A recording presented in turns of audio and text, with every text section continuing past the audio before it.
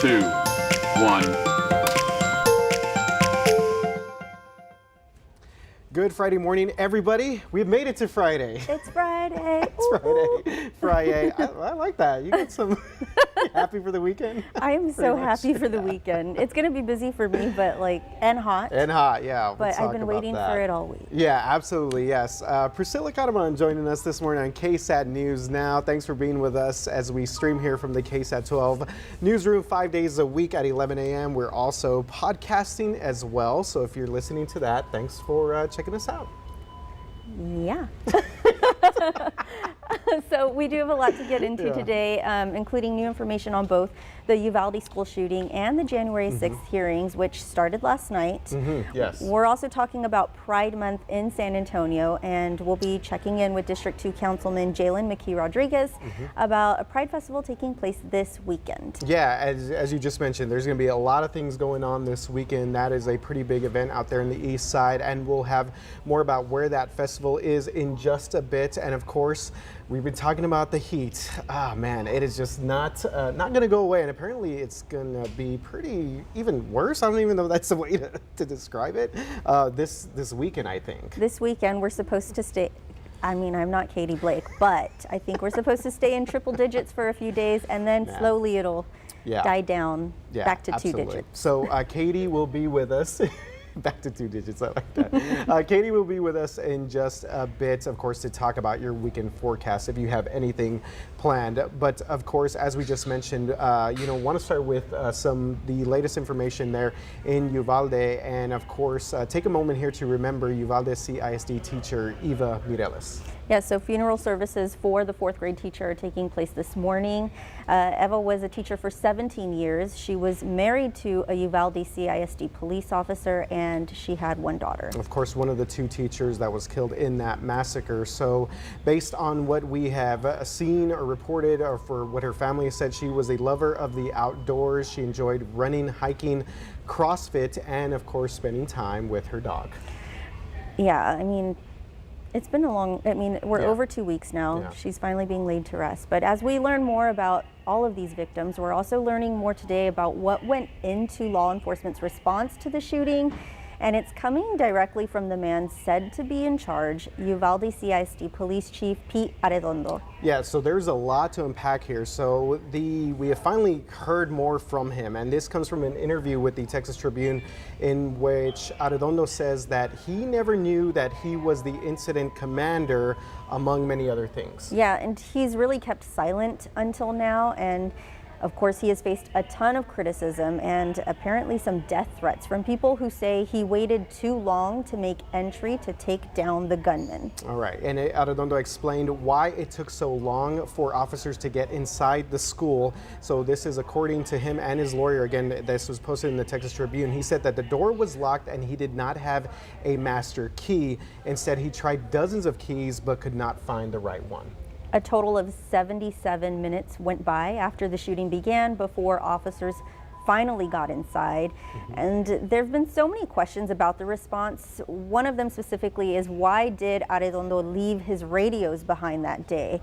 And he said that he wanted both of his hands free to hold his handgun, and also that he knew that in parts of some of the school buildings, the radios didn't work well. Right, so that was something that he acknowledged in that article, saying that he did not have, I think it was 2 radios, right? He said, and then he also mentioned that one of the radios was heavy enough that it would weigh down his utility belt as well. But we do know that the decision obviously kept him from communicating with several other agencies that were at the scene there. He also says he didn't know about those 911 calls coming in from inside the classroom, and DPS officials have reported that it was from students calling for 911, just begging for police to go inside. Yeah, and he didn't know about that because he didn't have any radio on him to communicate.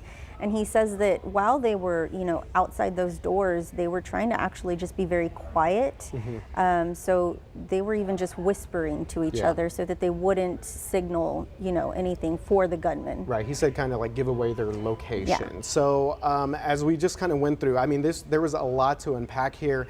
All these are, direct accounts from Chief Arredondo, and of course you can read the article on KSAT.com. We have that, including what experts are saying as well. And as as we continue to learn more about this case, some of the details, and it's frustrating to hear more of this. It's understandable that he would want to kind of give his account of what happened as well, so I totally understand that. But again, it just seems like there were a lot of missteps here during that time span. Yeah, and I think that one thing that he also tried to clarify when he says that he didn't know he was the incident commander is that he said in that interview he never told law enforcement not to make entry or not to breach the building. His lawyer also noted that Uvalde police and the school police staff, they don't have the equipment. He said they don't have training or experience with mass violence that larger cities might have.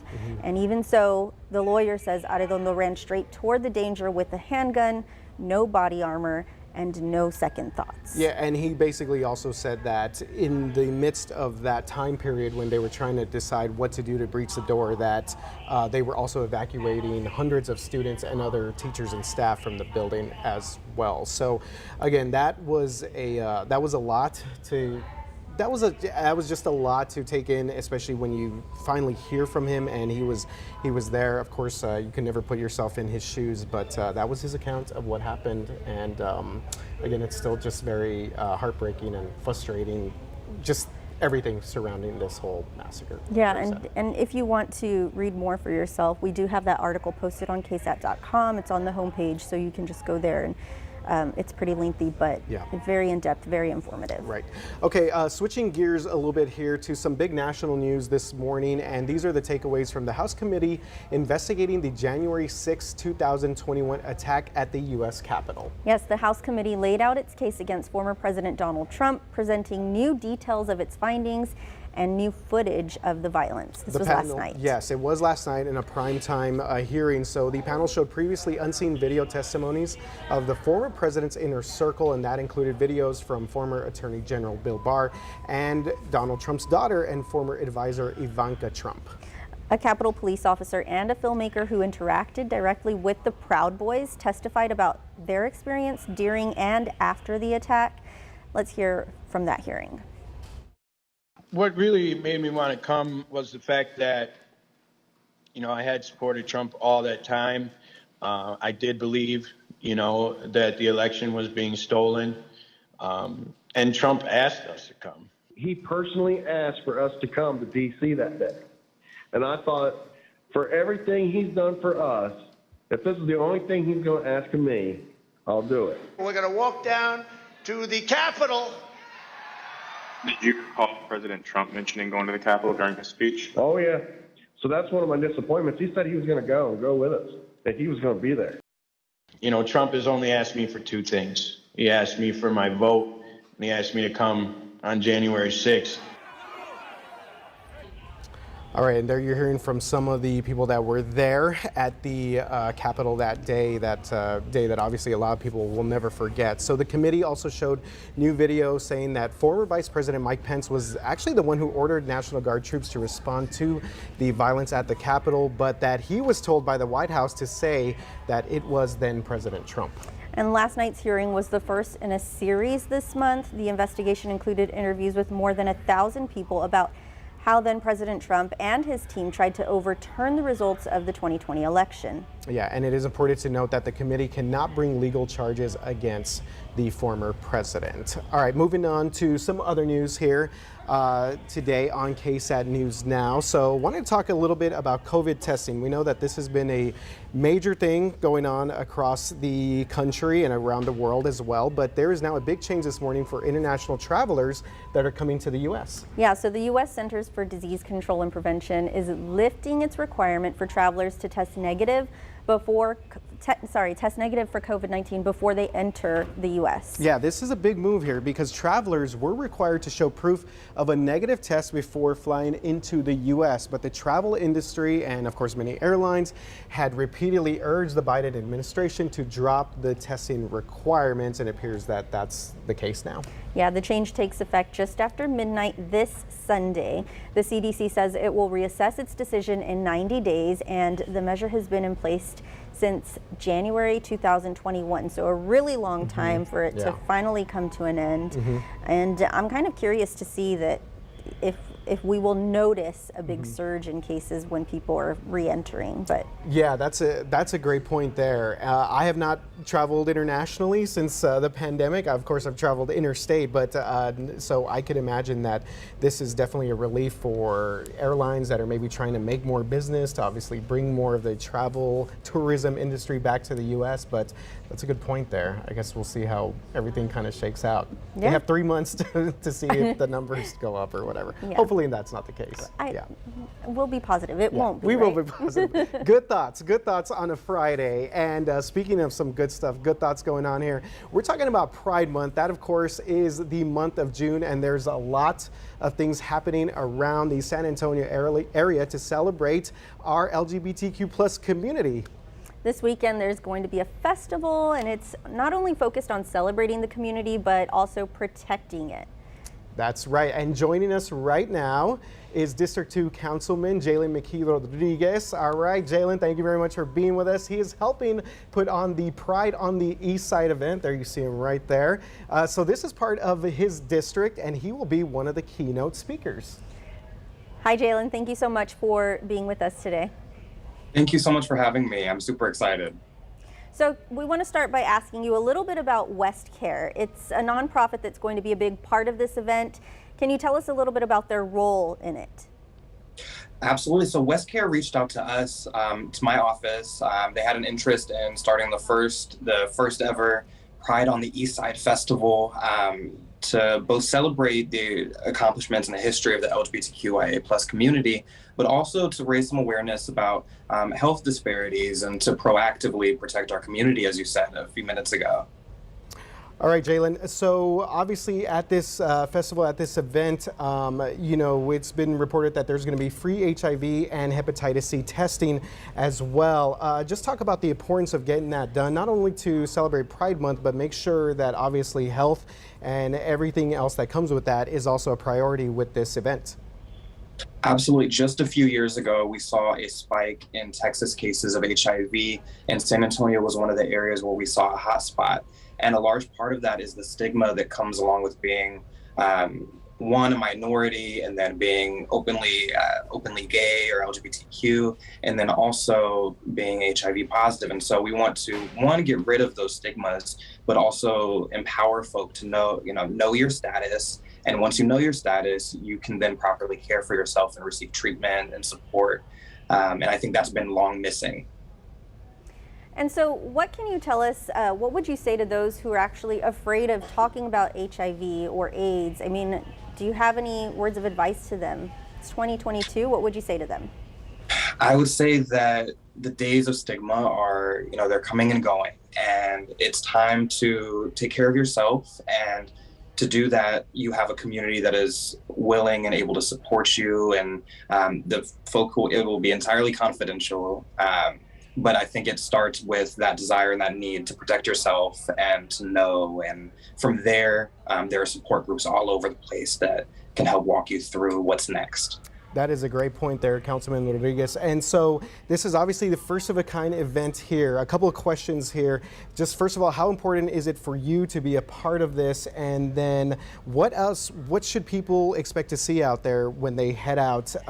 You maybe just give us a little bit of details about that. Well, it was so exciting when West Care reached out with this idea. They acknowledged that I was the first openly gay man elected to city council, and then also the first openly gay Black man elected in all of Texas. And so they wanted me to be a part of the event and help bring some connections and promote, of course. But I think it's about revealing that our community is welcoming and accepting. And I think there's been a stigma on the East Side that maybe we're not. Maybe the faith-based community isn't accepting, and that hasn't been the case for us. We're going to see some very fun things. I know that we just a few minutes ago, I was listening to you guys talk about what happened in Uvalde, and we're looking for legislation from our state, and they're focused on drag queens. And we're going to have some family-friendly shows and entertainment, including drag performances at 11 o'clock and 1 o'clock. We're going to have games, we're going to have prizes, we're going to have food. It's going to be such a great time, and I think it's going to be a beautiful day to celebrate.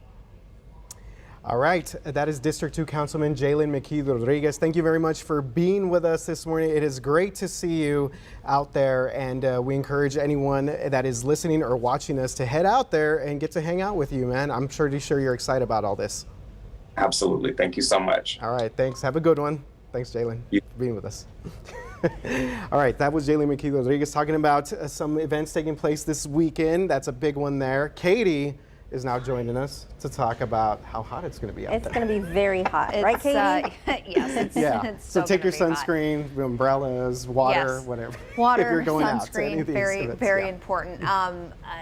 But there is a little bit of light at the end of the tunnel. And I'll tell you what it is. Don't play with my heart, Katie. I'm not trying. I know everyone's real sensitive. Trust me. We're not going to go spouting off anything about rain or anything like that until we feel really good about it, because I know folks are just, we got to get some rain going here sometime soon. And geez, it would be nice to just get temperatures out of the triple digits. That would help, right? Yesterday at the airport, we only got up to 99. So one day not at 100, but you probably didn't notice the difference, right? It didn't feel any cooler out there. This afternoon, though, I expect most places will be back above 100 degrees. In San Antonio, look for a high around 102. Down closer to the Gulf Coast, 100 in Beeville this afternoon, 104 Pleasanton, some upper 90s across the hill country. But bottom line, another really hot day in store today. As far as the heat index goes, or our feels like temperatures, this afternoon, the heat index numbers really won't be too much higher than the actual air temperatures. But look what happens over the weekend. As we get our air temperatures, that bottom line, we get our highs tomorrow and Sunday up to 104. And with some slightly higher humidity over the next couple of afternoons, that puts our heat indices closer to 110 over the weekend. So that's when it starts to get dangerous, when our heat index readings or our feels like temperatures are between 105 approaching 110. That's where the heat can really be dangerous. It can be really taxing on our bodies if we're not properly hydrated, if we're spending a lot of time outdoors doing strenuous activity and not taking frequent breaks. So outdoor activities this weekend, got to stay hydrated. And of course, there's going to be abundant sunshine, so make sure you're putting on that sunscreen as well. The few extra minutes it takes to do that, to get it on the kiddos. I know that takes some wrangling, but of course it's worth it and very important. Heat advisory is in effect today from 1 p.m. until 9 p.m. for the metro area and really the whole KSAT viewing area, with the exception of the hill country and places off to the west. That's because your heat indices are going to be just a little bit lower. Bottom line, it is going to be very hot for everyone. Continued very hot conditions today, and we'll probably see a couple more heat advisories over the course of the weekend. 86 now at the airport, so we're approaching 90. We've had some clouds around this morning. They're going to continue to kind of filter out, and we'll start to see a ton of blue sky as we get into the second half of the day. West-southwest winds now at about 5 to 10 miles per hour. Notice our heat index is already about 5 degrees above the actual air temperature. Here's a look at some of those clouds that we've got out there. Again, really just a ton of sunshine already. Those clouds will continue to filter out this afternoon. Already 90 in Gonzales and 92 in Cotulla. Let me zoom out across the state of Texas here. We've got some storms in far northeast Texas. Those are dipping southeast and away from us, so that will not be affecting the state of Texas. And the reason why those storms are being directed away from us is because of the heat high. It's centered off to the west, and that's pushing all the storms kind of around Texas in a clockwise motion. So this heat high is going to be with us through the weekend, keeping us even a few degrees hotter than we will be today. But as we get into next week, this is when things start to change just a little bit. As the heat high moves over the eastern U.S., we'll get a nice clockwise flow around this heat high off the Gulf of Mexico, and that should help to send a little bit more moisture our way, maybe even a couple of weak rain-making disturbances our way, and that will result in some stray showers by middle back half of next week. It's not going to be, a drought buster or anything like that. But with just a little extra moisture, we will have the potential for some stray showers as we get into next week. As for today, no showers in sight, just a lot of heat. Look for a high temperature around 102 this afternoon. South winds about 5 to 15 miles per hour. We'll pick up, this clicker hates me today, 102. We'll pick up a little bit of a breeze this evening, especially after the sun goes down, but it's still going to be hot, 91 at 9 o'clock. So if you've got plans this evening, still going to be really hot out there. All right, dangerous heat through the weekend, so please take care of yourselves. And then by Wednesday, Thursday next week, that's when things change just a little bit. I told you. A little bit. Yes, 2 digits. Two digits. Priscilla was talking about 2 digits. And with a little extra moisture around, some additional clouds, a couple of stray showers would be possible. So it's not all we need, but we just got to get the heat high away from us for a little bit. Yeah. Anything. Even cloud cover. I think that makes a pretty big difference as Some well. shade I see now some and clouds then and I'm for a like, few oh. seconds. Yeah. I have read, or I've heard this since I was little though. Even when the clouds are out and it's still this hot, like you still need the sunscreen Absolutely. because sometimes it makes it even worse. Good Absolutely. point there. But yeah. 104, whew. Yikes. Yeah, no thanks. Yeah, that's it's not going to be too much fun, but yeah, make sure everyone stays cool and safe right there. All right, speaking of a pretty cool story, this next story here is getting a lot of attention online. Oh yeah, it's back. The chupacabra. There was a sighting apparently here in Texas, and if you're not familiar with what the chupacabra is, this is a creature that is said to attack livestock and suck their blood, mainly goats. Yeah, I heard about this since I was little. Like, Yeah, you it's know, an old- it's yeah. an old tale. Sightings have been reported for years, and this week was the newest questionable sighting. Yeah. Here's the photo that was shared by the city of Amarillo, asking people to help solve the mystery. The way they put it is, it was taken May 21st, and they said cameras caught an unidentified Amarillo object walking past the fence at the Amarillo Zoo.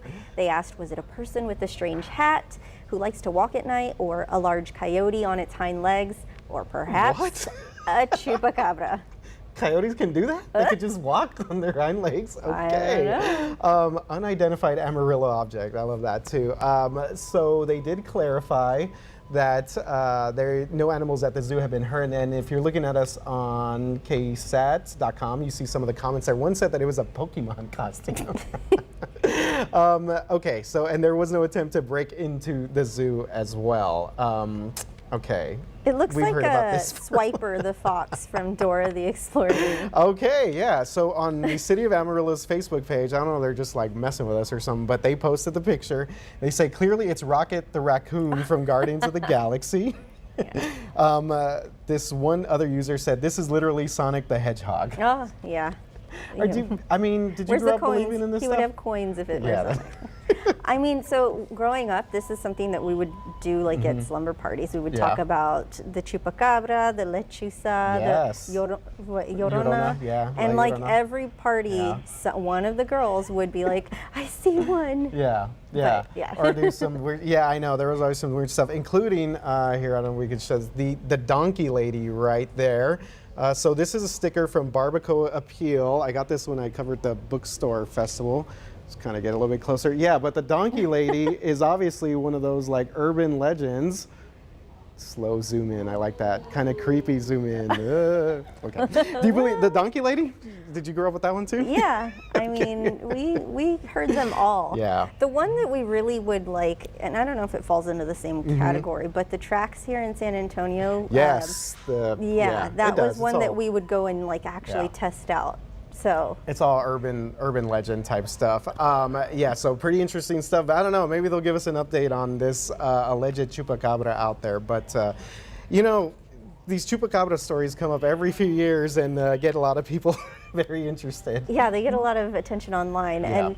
But I want to ask you, this weekend you've got something going on? Yeah, definitely. So this is pretty cool. I am going to be one of the judges at a barbecue competition. So this is a fundraiser for the Salvation Army, and it's basically put on by Mike Taylor. So he's a radio host that is in the San Antonio sports sort of station here. It's at Ticket 760 and also up in Austin. So I'm going to be one of the celebrity judges and judging some of the specialty items or foods out there at the barbecue.